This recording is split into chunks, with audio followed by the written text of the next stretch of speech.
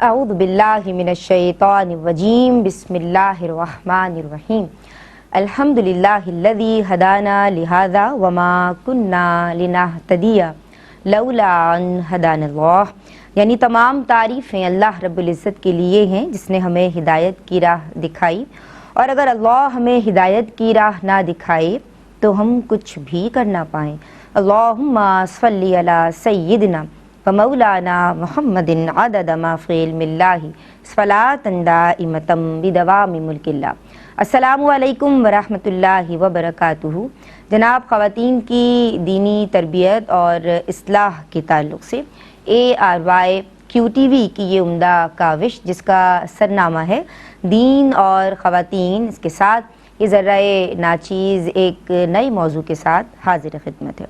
جناب، ہم بات کر رہے ہیں گزشتہ کئی ایپیسوڈ سے بندوں کے حقوق کے تعلق سے۔ قرآن کریم میں اللہ تبارک و تعالی بندوں کے حقوق کی اہمیت کی تلقین کرتا ہے اور اس پہ زور دیتا ہے۔ سورہ نساء جو کہ قرآن کی چوتھی سورہ ہے، اس کی ایک آیت میں، آیت نمبر 36 میں اگر میں غلطی پہ نہیں ہوں، تو اللہ فرماتا ہے جناب، جہاں اپنی عبادت کی تلقین دے رہا ہے کہ میری عبادت کرو اور میرے ساتھ کسی کو، مفہوم عرض کر رہی ہوں، شریک نہ کرو، وہیں پہ جو جیسے ہم نے حقوق کی بات کی کہ والدین کے ساتھ حسن سلوک کی تلقین، یعنی ان کے ساتھ بھلائی سے پیش آنا، پھر جناب محتاجوں کے ساتھ، رشتہ داروں کے ساتھ حسن سلوک کی تلقین، اور پھر اس کے فوراً بعد اللہ تبارک و تعالی نے جو تلقین کی ہے وہ ہے پڑوسیوں کے تعلق سے، یعنی جناب ہمسایوں کے ساتھ ان کی خبرگیری کرنا، ان کے ساتھ حسن سلوک کرنا، ان کے ساتھ خیر خواہی کے معاملات رکھنا، اگر کوئی مصیبت پہنچے تو ان سے تعزیت کرنا، اگر کوئی بیمار ہو جناب تو ان کی خیریت دریافت کرنا، اور اگر انہیں کوئی خیر ملتی ہے، خیر پہنچتی ہے تو جناب مبارکباد دینا، ان کے بہت سارے حقوق ہیں۔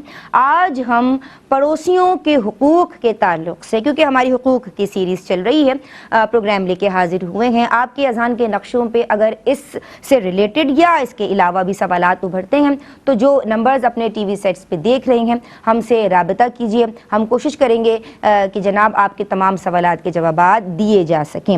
آج جو عالمات میرے ساتھ موجود ہیں پڑوسیوں کے حقوق کے تعلق سے، جناب قرآن مجید میں، حدیث کریمہ میں بڑی یعنی فضیلت اور بڑی اہمیت ہے، اس تعلق سے روشنی ڈالیں گی۔ عالمہ ثویبہ شاکر، ماشاء اللہ خوبصورت اور مکمل آپ کا انداز تکلم ہے، سلام عرض کرتے ہیں۔ السلام علیکم۔ وعلیکم السلام ورحمۃ اللہ۔ آپ خیریت سے ہیں؟ الحمدللہ رب العالمین۔ خوش آمدید کہتے ہیں آپ کو۔ جزاک اللہ۔ جناب ان کے ساتھ جو ہماری دوسری اسکالر، دوسری عالمہ تشریف رکھتی ہیں، ماشاء اللہ آپ بھی خوبصورت اور پر اثر گفتگو فرماتی ہیں۔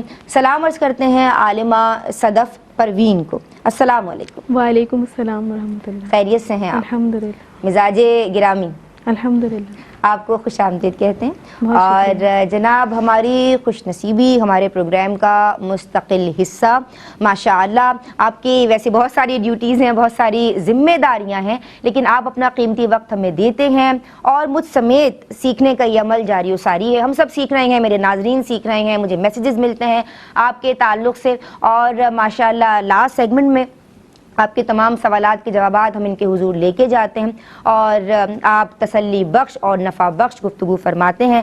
شیخ الحدیث مفتی محمد احسن نوید نیازی دامت فیودہم کو بھی سلام عرض کرتے ہیں۔ السلام علیکم حضرت۔ وعلیکم السلام ورحمۃ اللہ وبرکاتہ۔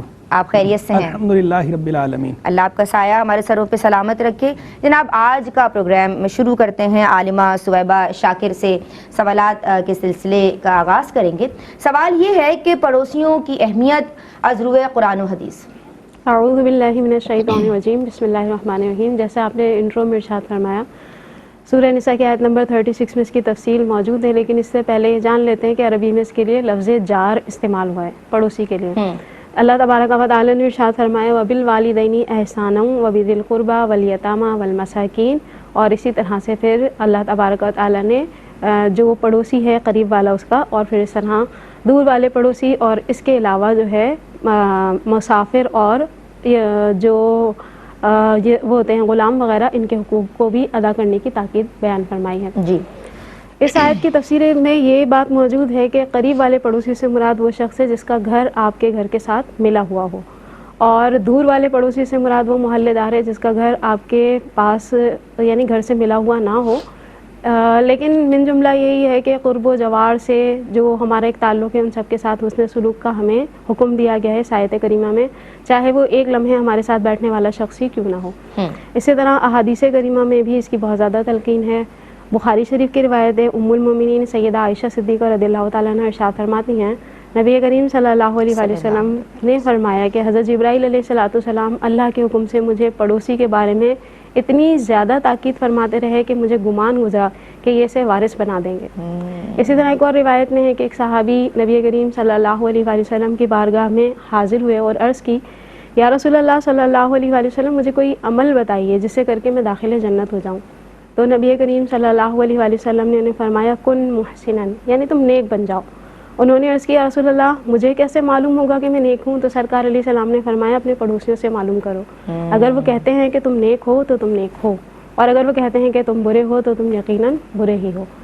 اب یہاں پہ اس بات کی میں وضاحت عرض کر دوں، کیونکہ اس وقت کا ماحول ڈیفرنٹ تھا، صحابہ کرام تھے، نفوس قدسیہ تھے، لیکن ہمارے ہاں اس پڑوسی کی رائے کا اعتبار ہوگا جو خود صاحب علم ہو، حقیقتاً خوف خدا رکھنے والا ہو، عقل سلیم کا حامل ہو، اور اس کے علاوہ جو ہے وہ شرعی تقاضوں کو بھی جانتا ہو، کسی کے بارے میں فوراً سے رائے قائم کرتا نہ ہو، بلکہ احتیاط کے ساتھ کسی کے ساتھ جو ہے وہ رائے قائم کرنے والا ہو۔ اسی طرح ایک روایت اور موجود ہے، نبی کریم علیہ السلام نے 3 مرتبہ فرمایا، واللہ لا یؤمن، یعنی اللہ کی قسم وہ مومن نہیں ہے۔ عرض کی گئی، من یا رسول اللہ، کون ہے اللہ کے رسول صلی اللہ علیہ وآلہ وسلم؟ تو سرکار علیہ السلام نے فرمایا، جس کے شر سے اس کا پڑوسی محفوظ نہ ہو۔ تو اسی طرح سے سرکار صلی اللہ علیہ وآلہ وسلم کی بارگاہ میں خاتون کا ذکر کیا گیا کہ وہ بہت بکثرت نفلی عبادات کرتی ہیں، قیام اللیل کی عادی ہیں، لیکن پڑوسیوں کے ساتھ معاملہ اچھا نہیں ہے۔ نبی کریم علیہ السلام نے فرمایا، ہیا فی النار، یعنی وہ جہنم میں ہے، وہ جہنمی ہے۔ اس کے برعکس ایک اور خاتون کا ذکر کیا گیا جو نوافل میں اتنی زیادہ نہیں تھیں آگے، لیکن پڑوسیوں کے ساتھ حسن سلوک کرنے والی تھیں، تو سرکار صلی اللہ علیہ وآلہ وسلم نے فرمایا وہ خاتون جنتی ہیں۔ اور بھی بہت ساری احادیث وغیرہ موجود ہیں، لیکن اپنے جواب کو اس جانب یعنی اختتام کرنا چاہوں گی اس جملے کے ساتھ کہ ان آیت اور ان احادیث اور دیگر جو اور احادیث ہیں، ان سے یہ بات بخوبی واضح ہو جاتی ہے کہ پڑوسیوں کا جب ذکر کیا گیا ہے، ان کے اشارتاً حقوق بھی بیان فرمائے گئے ہیں، تو اس کے بارے میں تاکید کی گئی ہے۔ انشاءاللہ آج کے پروگرام میں ہم جانیں گے بھی، اور اس طرح ہم موٹیویٹ ہوں گے تو ادائیگی کی بھی اللہ تعالی ہمیں سعادت نصیب فرمائے، اس میں آسانی عطا فرمائے، آمین۔ اللہم آمین۔ ماشاء اللہ، بہت پیارے میسیجز، اور میں عالمہ صدف پروین آپ کی سمت آؤں گی، محلے کے کس کس گھر پہ پڑوسی ہونے کا، یعنی جو اس میں مکین ہیں ان پہ پڑوسی ہونے کا، یا اس گھر کو پڑوس ہونے کا جو ہے وہ سرٹیفکیٹ مل جائے گا، شریعت کس پہ، یعنی اطلاق جو ہے نا وہ کن لوگوں پہ ہوتا ہے؟ بسم اللہ الرحمن الرحیم۔ جیسا کہ ابھی بیان کر دیا گیا کہ پڑوسیوں کے ساتھ حسن سلوک کرنا، ان کے دکھ درد کو بانٹنا، اور ان کو تکلیف اور اذیت میں مبتلا نہ کرنا، اس کی شریعت میں بہت زیادہ تاکید فرمائی گئی ہے۔ اور جہاں تک تعیین حدود پڑوس کا تعلق ہے، اس کی بات ہے، تو اس سلسلے میں امام ابن حجر رحمۃ اللہ علیہ نے فتح الباری میں چند اقوال ذکر فرمائے ہیں۔ ان میں سے حضرت علی رضی اللہ تعالیٰ عنہ کا ایک قول یہ ہے کہ جس کو آواز پہنچے وہ پڑوسی ہے۔ دوسرا ایک قول یہ ہے کہ جو صبح کی نماز ہے جس کے ساتھ آپ مسجد میں ادا کرتے ہیں وہ آپس میں ایک دوسرے کے پڑوسی کہلاتے ہیں۔ اور تیسرا قول سیداتنا عائشہ صدیقہ رضی اللہ تعالیٰ عنہ سے منقول ہے کہ ہر جانب سے 40 گھر پڑوس میں شامل ہیں۔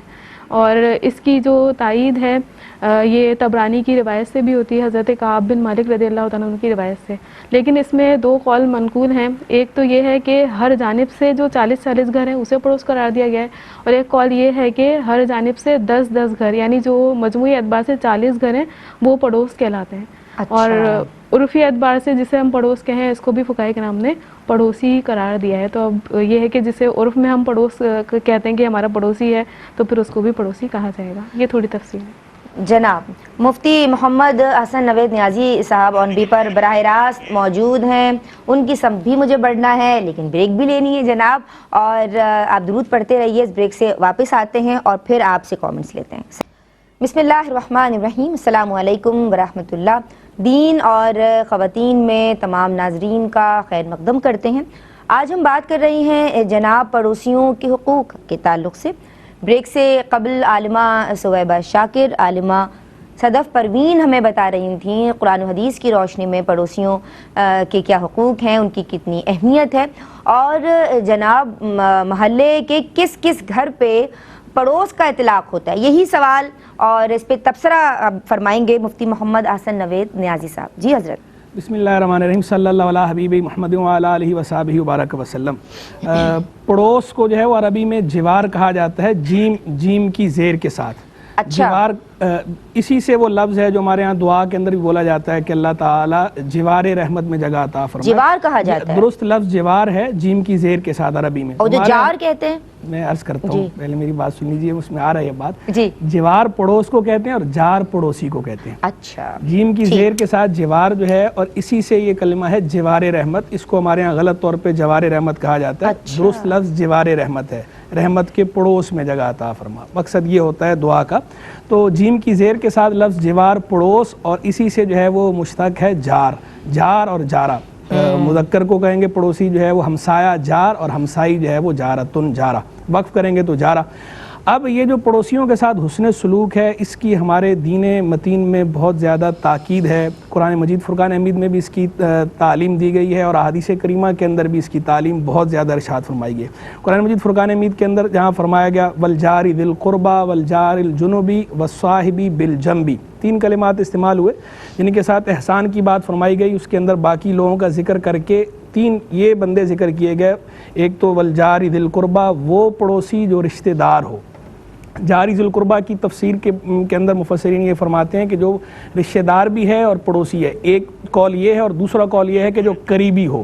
قرابت جو ہے وہ چاہے رشتہ داری والی قرابت ہو، چاہے وہ حصی قرابت ہو، دونوں قول موجود ہیں یہاں تفسیر کے اندر، کہ جو ہمارے قریب ترین پڑوسی ہے وہ بھی والجاری ذی القربہ ہے، اور جو رشتہ دار ہے اگر اور وہ قریب اور پڑوس میں ہے ہمارے تو والجاری ذی القربہ، اس کے یعنی 2 حق ہو گئے، ایک حق جوار ہو گیا اور ایک حق قرابت ہو گیا۔ اس کا حق جو ہے وہ دوسروں کے مقابلے میں آکد ہے، موقد ہے، زیادہ ہے۔ اور اگر وہ مسلمان بھی ہے تو 3 حق ہیں، حق مسلم بھی ہو گیا، حق اسلام، حق جوار اور حق قرابت، 3 حق مل جاتے ہیں۔ اور والجار الجنب جو ہے دور والا پڑوسی، دور والے پڑوسی کو بھی کہتے ہیں اور اجنبی پڑوسی کو بھی کہتے ہیں، یعنی یہاں بھی دونوں قول ہیں۔ اجنبی پڑوسی ہے اس کے لیے بھی حق جوار بہرحال ہے، تو اس کی بھی ہم نے، اور اگر مسلمان ہے تو حق اسلام بھی ہے۔ اور دور کا پڑوسی ہے تو قریب والے کے مقابلے میں اس کا حق کم ہے، لیکن بہرحال اس کا حق ہے۔ اور والصاحب بالجنب جو فرمایا گیا یعنی جو قریبی ہو۔ اب یہ جو والصاحب بالجنب ہے یعنی کروٹ کا ساتھی، یہ اس کا جو اطلاق ہے بہت سے لوگوں پر ہے۔ اس میں شوہر ہے اس کے لیے بیوی شامل ہے، بیوی ہے اس کے لیے شوہر ہے، اسی طرح جو لوگ ساتھ کام کرنے والے ہیں، جو اگر کوئی آفس میں کام کرتا ہے، جو کولیگز ہیں وہ والصاحب بالجنب میں شامل ہیں۔ اسی طرح کوئی سفر کرتا ہے تو سفر میں اگر کوئی ساتھ ہے جو رفیق سفر ہے وہ بھی والصاحب بالجنب میں شامل ہے۔ یعنی ان سب کے ساتھ احسان کرنے کا، بھلائی کرنے کا ہمارے دین نے، ہماری شریعت نے، قرآن نے حکم دیا ہے کہ جو بھی ہمارے قریبی ہیں، چاہے وہ ہمارے پڑوسی ہوں حصی طور پر، ان کا گھر ہمارے گھر کے ساتھ ملا ہوا ہو، یا ہمارا ان کے ساتھ کوئی تعلق ہو، کوئی ہماری ان کے ساتھ قربت ہو حصی طور پر، جس کے ساتھ ہماری قربت ہوتی ہے فزیکلی، چاہے وہ آفس میں کام کرنے والے کولیگز ہوں، یا اسکول میں پڑھنے والے، یا کہیں بھی پڑھنے والے کلاس فیلوز ہوں آپس میں، یا اور کوئی جو ہمارے قریب رہنے والے لوگ ہیں، ان کا بھی حق ہے اور ان کے ساتھ بھی احسان حکم ہے۔ اور بلکہ بعض فقہاء نے تو یہاں تک فرمایا کہ جو پڑوسیوں کے لیے جو احادیث ہیں، جو فضائل ہیں، وہ وہاں پر بھی چسپاں ہوتے ہیں، ان کا مصداق جو ادھر احسان کرے گا وہ بھی ان کا مصداق بنے گا بعض فقہاء کے مطابق۔ میرے خیال میں کال ہے، کافی دیر سے ہولڈ پر ہیں۔ السلام علیکم۔ وعلیکم السلام جی بہن، کیا نام ہے اور کیا سوال کرنا چاہتی ہیں؟ خوش آمدید کہتے ہیں۔ میں ام ہانی بات کر رہی ہوں خوشاب سے۔ ام ہانی بہن، خوش آمدید کہتے ہیں آپ کو، کیا سوال ہے آپ کا؟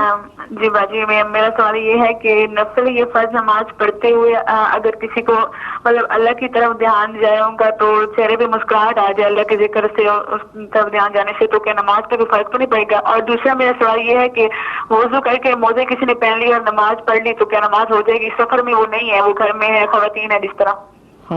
ٹھیک ہے جی، ٹھیک ہے ام ہانی، آپ کے سوال میں نے نوٹ کر لیے۔ جی حضرت۔ جی تو میں گزارش کر رہا تھا کہ پڑوسیوں کے ساتھ حسن سلوک کی ہمیں تعلیم ہے، اور ہمارا جو طرز عمل رہا ہے ہمارے اسلاف کا، ہمارے اکابر کا، ہمارے بزرگوں کا، بڑی روشن مثالیں اس کے اندر ہمیں نظر آتی ہیں۔ ایک بہت بڑے امام گزرے حضرت امام عبداللہ بن مبارک رحمہ اللہ۔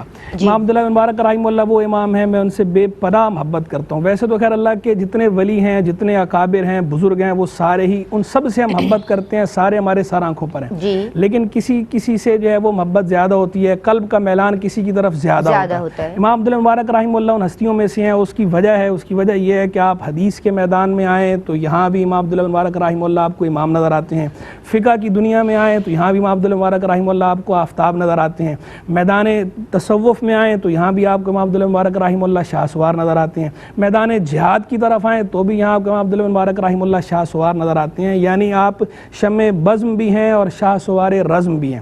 اللہ تبارک و تعالی نے آپ کو بے پناہ صلاحیتیں عطا فرمائی تھیں، اور ہر طبقہ جو بھی شعبہ ہے اس شعبے میں آپ کا نام جلی حروف سے لکھا جاتا ہے، اور آپ نے ہر میدان میں اپنے جھنڈے گاڑے ہیں۔ امام عبداللہ مبارک رحمہ اللہ آپ کے اساتذہ میں سے ایک ہیں حضرت ابو حمزہ سکری رحمہ اللہ، یہ بھی محدث ہیں، امام عبداللہ مبارک رحمہ اللہ کے استاد ہیں۔ سکری نے اس لیے کہا جاتا ہے کہ یہ ان کی جو حلاوت کلام تھی، جو ان کی شیریں مقالی تھی، شیریں گفتاری تھی، اس کی وجہ سے لوگ انہیں سکری کہنا شروع ہو گئے۔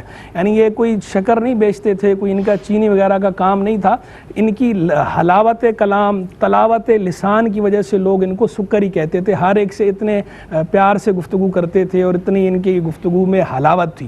تو یہ تھے ابو حمزہ سکری رحمہ اللہ۔ اصل نام ان کا محمد بن میمون ہے، ابو حمزہ کنیت ہے، سکری جو ہے وہ نام کا حصہ نسبت ہے، ابو حمزہ سکری کے نام سے ہی مشہور ہیں زیادہ۔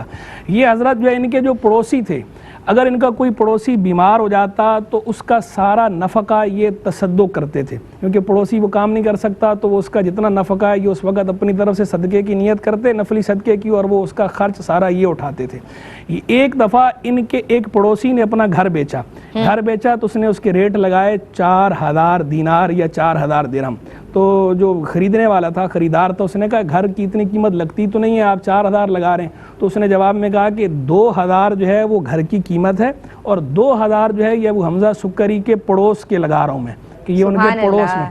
اور یہ دیکھیں کہ یعنی ان کی ایسی اہمیت تھی اور ان کا پڑوسیوں کا حسن سلوک یہ تھا۔ اور اگلی بات جو ہے جو مزے کی بات یہ ہے، جب حضرت محدث ابو حمزہ سکری رحمہ اللہ کو اس بات کا پتہ چلا تو آپ نے 4000 درہم یا 4000 دینار اپنی طرف سے اس گھر کے مالک کو دی اور کہا کہ تم یہ گھر نہ بیچو۔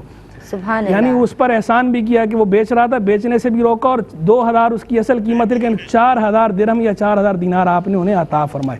تو یہ ہمارے اکابر کا، ہمارے اسلاف کا طرز تھا پڑوسیوں کے ساتھ حسن سلوک کا۔ ایسی روشن مثالیں ہماری تاریخ اسلام میں موجود ہیں، تو ہمیں بھی آج جو ہے وہ ان کے اسی جو ان کے نقوش پا ہیں ان پہ چلنے کی ضرورت ہے۔ سبحان اللہ، سبحان اللہ۔ جی، پڑوسی کے حقوق کے تعلق سے اگر ہم بات کریں تو کیا کیا چیزیں شامل ہیں؟ دیکھیں، مسلمان ہونے کے ناطے جو مسلمان کے حقوق ہیں وہ تو لاگو ہوں گے، مثلا سلام کرنا، اور اسی طریقے سے اگر مریض ہیں تو عیادت کرنا، خدا نخواستہ فوت ہو جائیں تو پھر جنازے وغیرہ میں شرکت کرنا۔ اس کے علاوہ یہ ہے کہ خصوصی طور پر کیونکہ ظاہر مسلمان بھی اور پڑوسی بھی ہے تو 2 حقوق لازم ہو گئے، لہٰذا سب سے پہلے کوشش یہ کرنی چاہیے کہ اذیت ہماری طرف سے کسی بھی طریقے سے ان کو نہ پہنچے، حتیٰ کہ ایسی چیز جس میں اذیت کا احتمال ہو اس سے بھی گریز کیا جائے۔ حدیث اس پر موجود ہیں، تو اس طرح سے یہ معاملہ ہوگا۔ پھر ان کا اعزاز کیا جائے، اگر خاص طور پر نیک متقی پرہیزگار ہیں ان کا اکرام کیا جائے، ان کے ساتھ جو ہے وہ محبت کا اظہار کیا جائے۔ اسی طریقے سے اگر وہ نادانستہ یا دانستہ طور پر بھی ہم پہ ظلم کر بیٹھے ہیں تو ہمیں صبر والا معاملہ اختیار کرنا چاہیے۔ اس کے علاوہ جو ہے اگر ان کے شرعی حدود میں رہتے ہوئے ان کے ہمیں گھر کی حفاظت کرنی ہوگی، اگر وہ غیر موجود ہیں تو ان کی گھر کی ساز و سامان کی حفاظت کرنی ہوگی، موجودگی میں ان کی خبرگیری کریں گے لیکن شرعی تقاضوں کا لحاظ رکھتے ہوئے۔ اسی طرح تحفہ وغیرہ دیا جائے جس سے نبی کریم علیہ السلام نے فرمایا مومنین کے درمیان محبت بڑھتی ہے، تو اس طرح کے معاملات کیے جائیں گے ان کے ساتھ۔ اسی طرح ان کی دنیاوی اور دینی اصلاح کی کوشش کی جائے گی، اور ہر وہ چیز جس کے ذریعے ان کی اچھی خبرگیری ہو سکے اور ان کا خیال رکھنا ممکن ہو، یہ سارے ان کے حقوق میں داخل اور شامل ہیں۔ ماشاء اللہ۔ السلام علیکم، ایک کالر ہمارے ساتھ ہیں۔ وعلیکم السلام سسٹر، میں نے ایک سوال کرنا تھا۔ جی سوال کیجیے۔ یہ سوال میرا نام بی بی خدیجہ ہے۔ جی خدیجہ بہن، کیا سوال ہے آپ کا؟ میرا سوال یہ ہے کہ نماز تہجد میں جو 2 رکعت پڑھی جاتی ہے یا اس سے زیادہ کتنی پڑھنی چاہیے؟ اور ایک اور سوال میرا یہ ہے کہ تہجد سے پہلے سوال حجت کے 2 نفل پڑھنے چاہیے یا تہجد کے بعد پڑھنے چاہیے؟ اچھا جی ٹھیک ہے جی، آپ نے ہمیں کال کیا، آپ کے سوال میں نے نوٹ کر لیے ہیں دونوں، اور یہ سوالات شامل کیے جائیں گے۔ آپ کی بات مکمل ہو گئی جی۔ میں عالمہ صدف آپ کی سمت آؤں گی۔ اچھا، اگر پڑوس ہمارا اچھا نہیں ہے، یعنی ان سے تعلق داری کا پھر حکم شرع کیا ہوگا اگر ہمیں نظر آ رہا ہے کہ وہ لوگ اچھے لوگ نہیں ہیں؟ اب وہ اچھے لوگ نہیں ہیں کہ بھی ذرا اس کو بھی ڈیفائن کر دیجئے کہ کون اچھا ہے اور کون اچھا نہیں ہے، شرعی یعنی تقاضے کیا ہیں اس تعلق سے؟ بسم اللہ الرحمن الرحیم۔ بدعقیدگی اور گمراہی میں اگر مبتلا ہے کوئی شخص، وہ تو چاہے اپنے گھر میں موجود ہو یا پڑوس میں، صحیح ہے، اس کے بارے میں حکم شرع تو یہ ہے کہ بلا ضرورت نہ تو اس سے خندہ پیشانی سے ملا جائے گا، بیمار ہو جائے تو مزاج پرسی نہیں کی جائے گی، اور اگر وہ مر جائے تو جنازے میں شرکت نہیں کی جائے گی، تعظیم و تکریم والا معاملہ کوئی اس کے ساتھ نہیں کیا جائے گا۔ اور اگر وہ اخلاقی پستی میں گرفتار ہے، جیسے کہ کبیرہ گناہ ہے وہ اعلانیہ طور پر ان کو کرتا ہے، تو پھر اس طرح کے لوگوں سے، کیونکہ جو صحبت ہے وہ بہت زیادہ اثر انداز ہوتی ہے، لہٰذا جتنا ہو سکے اجتناب برتا جائے گا۔ اور اگر وہ مزاج کی جو سختی ہے یا جیسے برا سلوک کرتا ہے اس میں مبتلا ہے، تو پھر شریعت ہمیں برے سلوک کا جواب برے سلوک سے کرنے کی اجازت نہیں دیتی۔ اب ہمیں حسن تدبیر کے ساتھ اور اچھے طریقے سے اس کے ساتھ ہمیں اچھا رویہ اختیار کرنا پڑے گا۔ نبی کریم صلی اللہ علیہ وسلم کی ایک حدیث مبارکہ ہے، اس کا مفہوم یہ ہے کہ نبی کریم صلی اللہ علیہ وسلم نے ارشاد فرمایا کہ اللہ تبارک و تعالیٰ 3 طرح کے لوگوں سے محبت فرماتا ہے۔ ایک وہ کہ جس کا برا پڑوسی اس کے ساتھ برا سلوک کرتا ہے اور وہ اس پر صبر کرتا ہے، تو اللہ تبارک و تعالیٰ جو ہے وہ اس سے محبت فرماتا ہے، یہاں تک کہ وہ صبر کے ذریعے اللہ تعالیٰ اس سے کفایت فرمائے، یا تو زندگی میں یا اس کی موت کے ذریعے۔ تو یہ صبر کیا جائے گا اگر اس طرح کا برا پڑوسی ہے تو۔ ٹھیک ہے جناب، ایک کالر ہمارے ساتھ ہیں۔ السلام علیکم۔ السلام علیکم۔ جی وعلیکم السلام ورحمۃ اللہ۔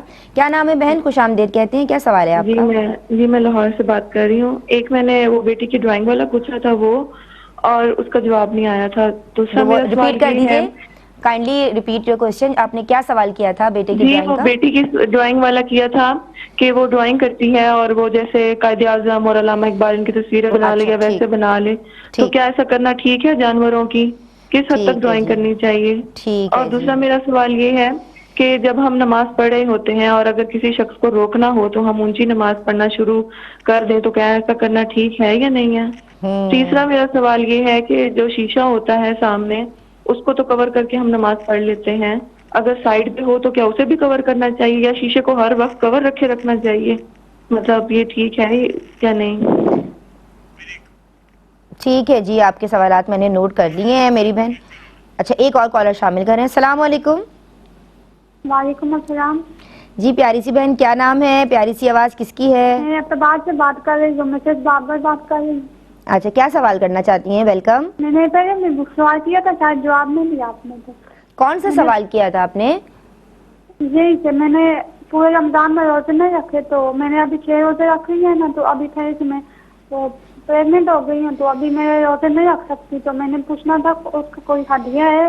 اگر ہدیہ ہے تو بتا دیں کیا ہدیہ دیں۔ یہ تو ہم نے بات کی تھی، آپ نے شاید سنا نہیں۔ آج میں اس کو دوبارہ شامل کر لیتی ہوں سوال کو۔ اپنے ٹی وی سیٹ کے پاس جائیے، اس وقت ایک بریک لے رہے ہیں، درود پڑھیے، ہم واپس آتے ہیں۔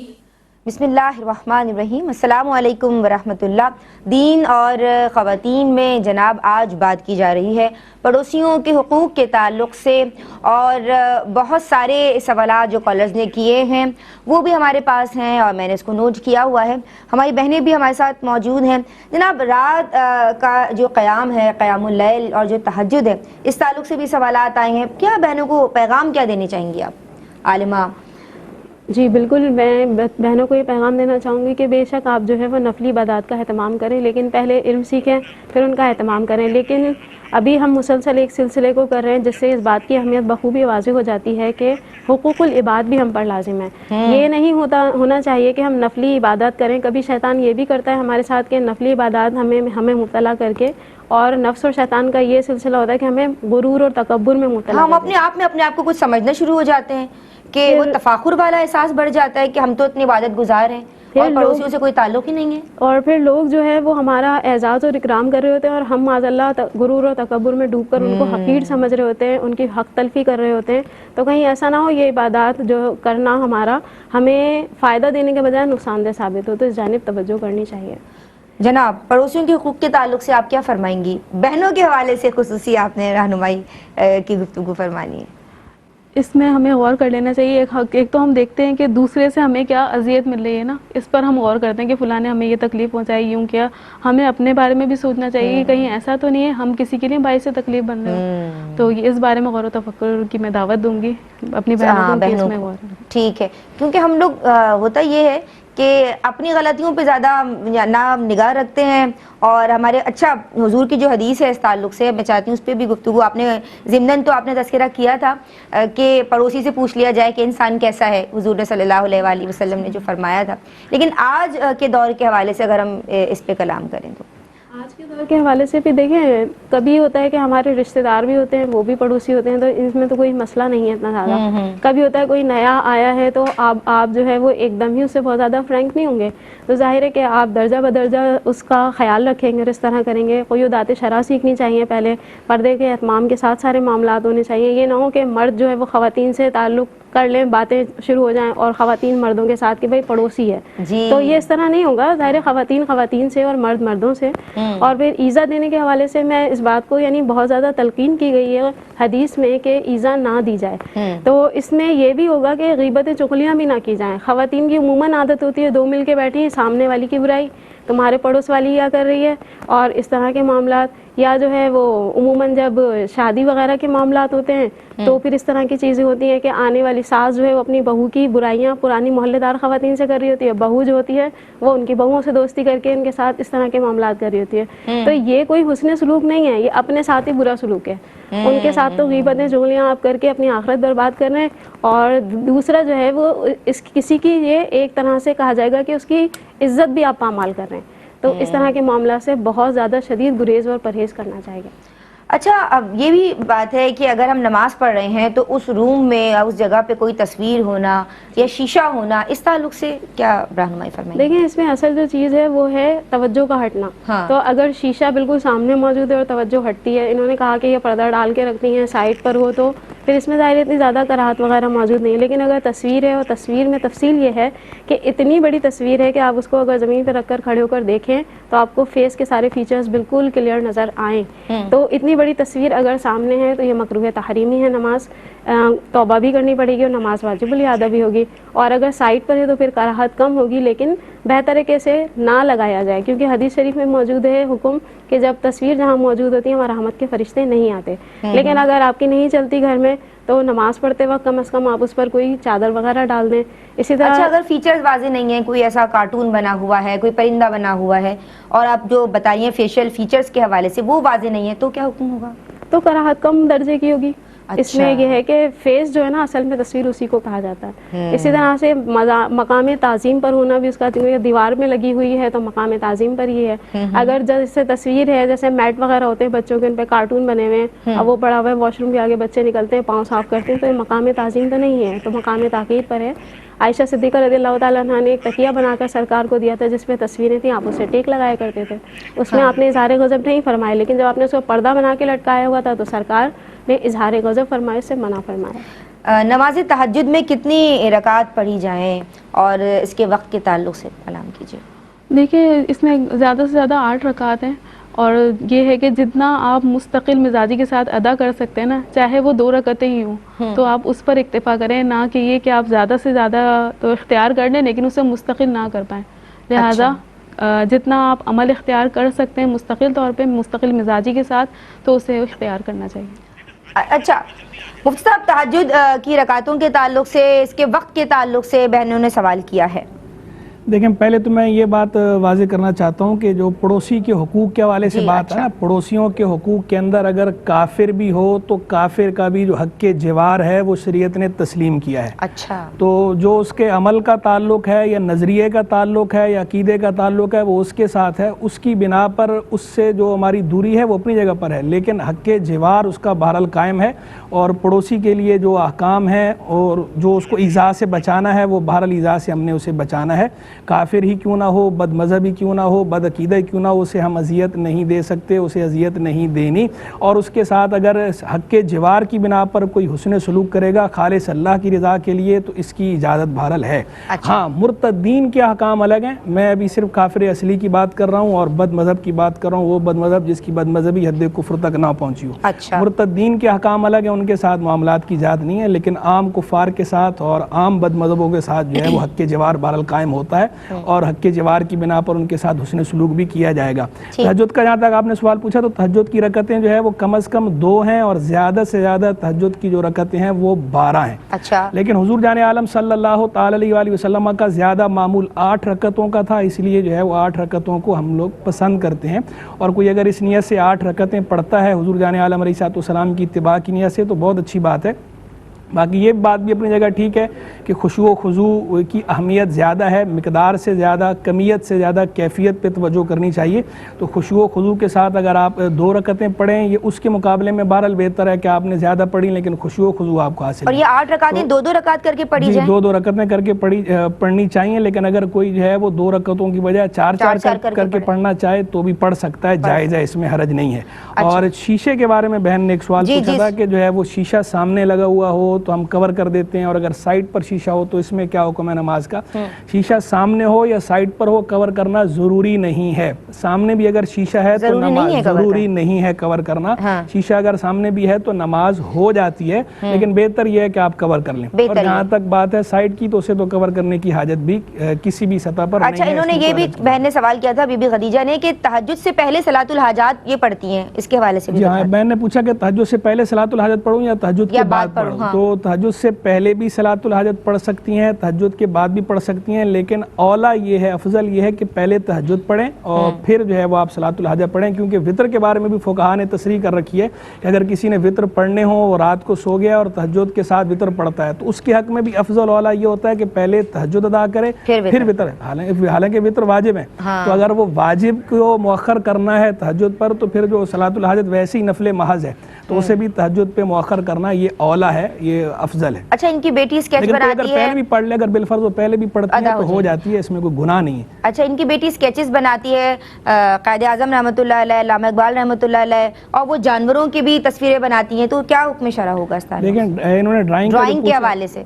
पहले तो ये बात समझ लेंगे, तस्वीर की हुर्मत के बारे में जो अहादीस हैं वो हद तवातुर तक पहुंची हुई हैं। तस्वीर की हुर्मत के तमाम मुसलमान कायल हैं। मुसलमानों में कोई आलिम ऐसा नहीं, कोई गुरो ऐसा नहीं, कोई मकतब फ़िक्र ऐसा नहीं कि जो तस्वीर की हुर्मत का कायल ना हो। अच्छा। तस्वीर सब के यहाँ हराम है। बाकी ये जो इख्तिलाफ कहीं आता है ना, वो इख्तिलाफ होता है तस्वीर के इतलाक में। अच्छा। कि इस पर तस्वीर का इतलाक होता है या नहीं होता, वीडियो पर तस्वीर का इतलाक है या नहीं, क्या मोबाइल की तस्वीर पर तस्वीर का इतलाक है या नहीं। तो उसमें उलमा की अलग अलग राय है, अलग अलग आरा हैं। अक्सरियत का मौक़िफ़ ये है कि जो मोबाइल की तस्वीर है जब तक ये प्रिंटेड फॉर्म में ना हो तो उस वक्त तक ये रेस के हुक्म में है, ये तस्वीर के हुक्म में नहीं है। इसी तरह वीडियो के अहकाम वो कहते हैं रेस के अहकाम है, तस्वीर के नहीं है, तस्वीर स्टिल होती है।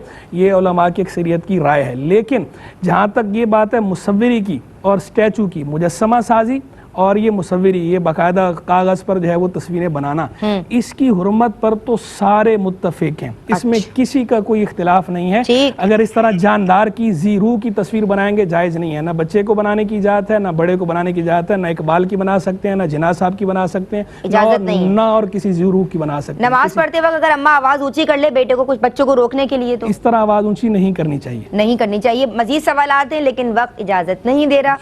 इंशाअल्लाह हम कल शामिल करेंगे अगर अल्लाह तबारक व तआला ने चाहा। मैं शुक्रगुजार हूँ मुफ्ती साहब आपकी, आलिमात आप दोनों का शुक्रिया अदा करना चाहती हूँ। माशाअल्लाह खूबसूरत गुफ्तगू आपकी जानिब से भी रही। आज के लिए बस इतना ही। अल्लाह हम सब की इस सही को अपनी बारगाह में कबूल व मंजूर फरमाए। अस्सलामु अलैकुम व रहमतुल्लाह। अस्सलामु अलैकुम नाज़रीन, दीनी मालूमात और अहकामात पे मबनी प्रोग्राम्स देखने के लिए हमारे चैनल ARY QTV को सब्सक्राइब कीजिए और हाँ, बेल आइकॉन को दबाना मत भूलिएगा ताकि आपके पसंदीदा प्रोग्राम्स मिस ना हो।